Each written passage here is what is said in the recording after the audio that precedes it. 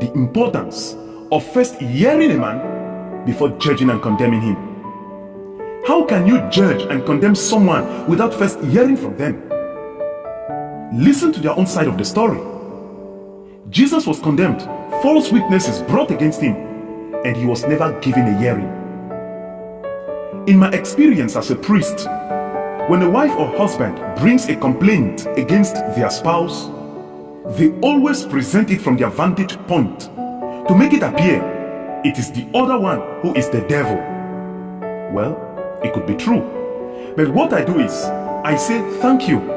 I have heard your own side of the story.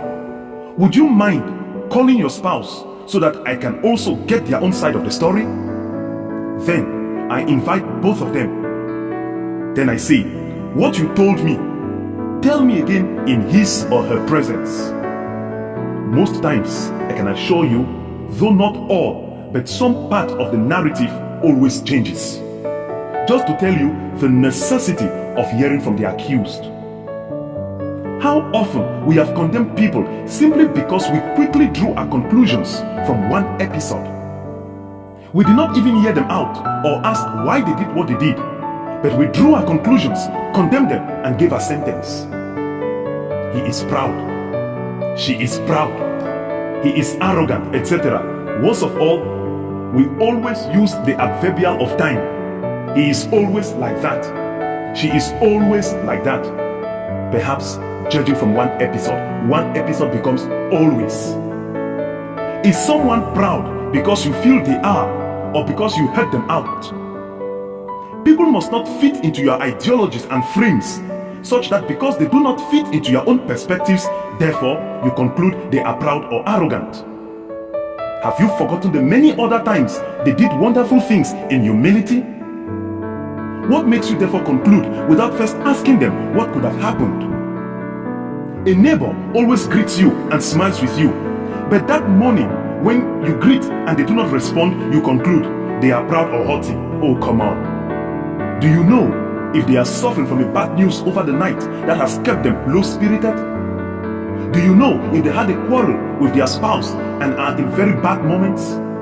Please, please, beloved, hear a man out before you judge and condemn them. How often have we judged and condemned people because of a hearsay? We hear stories of people and about them from others, not from the people themselves, and we draw our conclusions.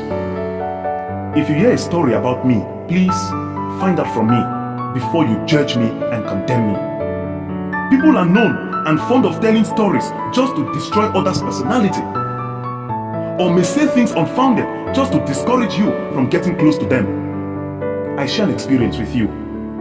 I know a couple who today are happily married, but every other girl discouraged the lady from going close to the man simply because they wanted him for themselves. So you see, if she had listened, they gave all kinds of negative qualities just because they wanted to scare her. But she stood her grounds, went closer to him, and I tell you, oh, he is just that angel she needed from heaven. Because of her biases, because of her prejudices, because of her mental mappings, or even jealousy and envy, we have judged many people and sent them to a death sentence that is not their own.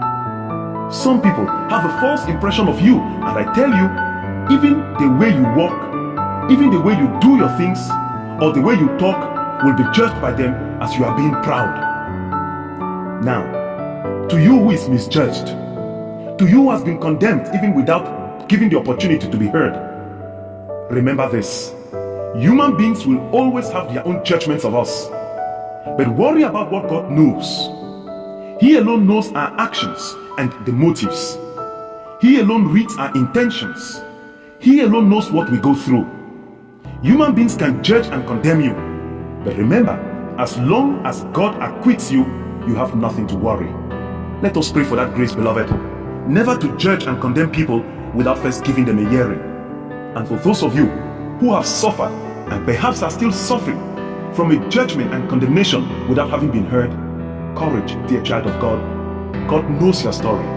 He knows your intentions and knows your heart. Be consoled that if every other human being can judge and condemn you, but God acquits you, then you have no case.